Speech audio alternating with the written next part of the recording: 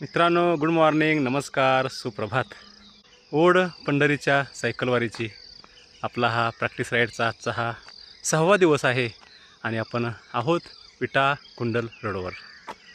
आज आपण विटा ते आळसंद पहाटेचे 5:45 वाजलेले आहेत आणि अजून सूर्यनारायणाचं आगमन व्हायचं आहे। झुंजूमुंजू झालेलं आहे आणि पूर्व दिशा उजळून निघालेली आहे।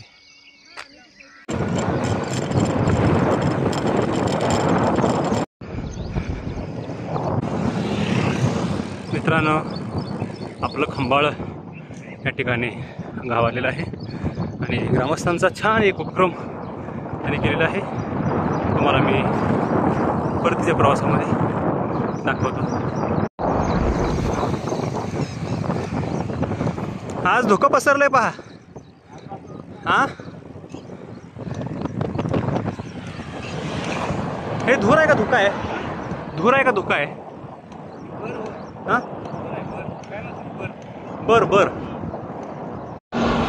मित्रांनो, खंबाळे, आळसंद, बलवडीचा हा परिसर टेंबू, म्हैसाळ आणि ज्या काही योजना आहेत या योजनामुळं सुजलाम सुफलाम झालेला आहे आणि सगळीकडे ऊसाची शेती झालेली आहे। अगदी सर्व हा परिसर हिरवागार झालेला आहे। नाहीतर पूर्वी या ठिकाणी खूप विदारक अवस्था होती।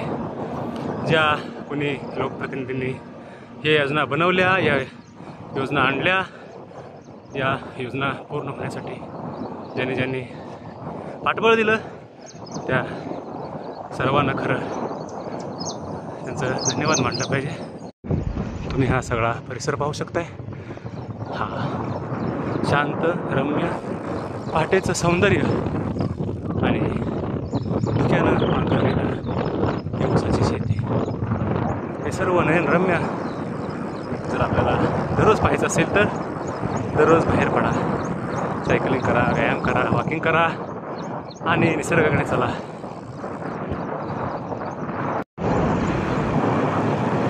बारक्या माघारी जायला लागला। राजनंदिनी परत माघारी। तुम्ही माझ्या पाठीमाग पण पाहू शकता।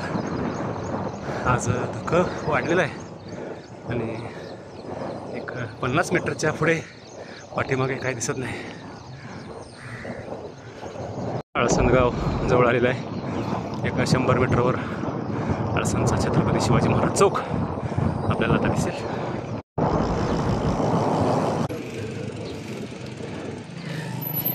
छत्रपती शिवाजी महाराज चौक आळसंद या ठिकाणी आपण पोहोचलेलो आहोत। मोबाईलमध्ये लोक गावनातेच एवढे फास्ट झालेत। होय,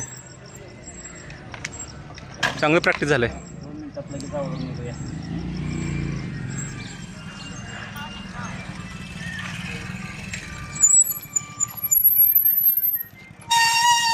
नमस्ते। आज विटा सायकल प्रेमी क्लब यांच्यातर्फे 6 जुलै व 7 जुलै रोजी पंढरपूर वारी असते आणि त्या वारीच्या प्रॅक्टिसची तयारी म्हणून जवळजवळ मला वाटते 220 किलोमीटर हे अंतर होतंय आणि तयारी म्हणून आज शिवतीर्थ विटा ते शिवतीर्थ असून व परत शिवतीर्थ विटा असा हा प्रॅक्टिसचा 6वा दिवस आहे। या सायकल वारीसाठी आम्ही जवळजवळ 40 लोक आहोत। या सर्वांना शुभेच्छा। मित्रांनो, आम्ही आळसंदहून परत विट्याकडे चाललोय। मात्र समोर पाहताय तुम्ही अजिबात दिसत नाही, पूर्णपणे धुकं पसरलंय। 10 मीटरपर्यंत धुकं आलंय आणि पाठीमागं पण तसंच आहे बघा, पण तसंच आहे। मला थोडंसं दिसतंय, तुम्हाला कसं दिसतंय पहा। परमपूज्य सद्गुरू श्री लिंगेश्वर महाराज मठ आळसंद या ठिकाणी एक आध्यात्मिक केंद्र आहे।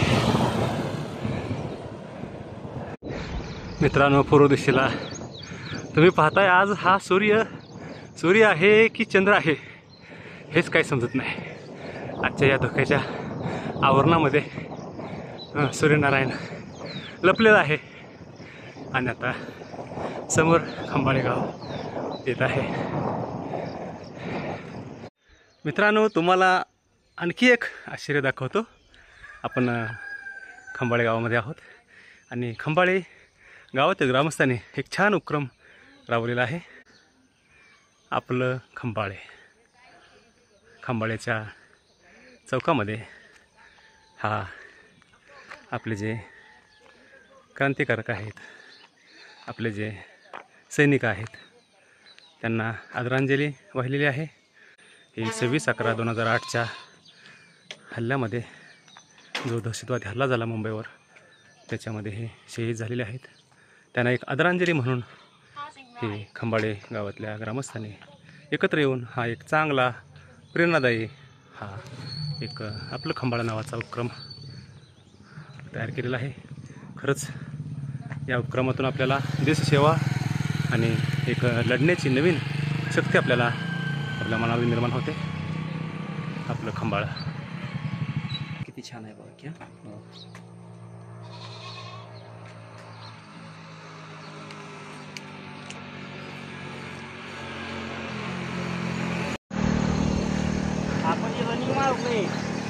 एवढं.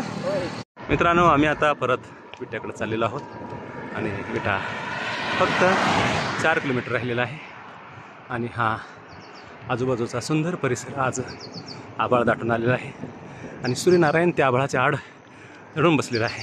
मगाशी जरा थोडंसं दर्शन दिलं होतं, मात्र आता तो ढगाच्या आड लपलेला आहे.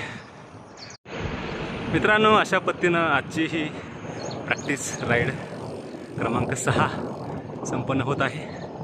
आज खरं तर ही रिकव्हरी राईडच होती. ओढा पंढरीच्या वारीची तारीख जवळजवळ येत आहे. आपल्या गटामधून 40 सदस्यांची नोंदणी झाली आहे आणि आपण 6 जुलैला पहाटे 7 वाजता आपण प्रस्थान करणार आहोत. आणि आपल्या भटकंती लाईव्हवर सुद्धा हे सगळं प्रक्षेपण असणार आहे.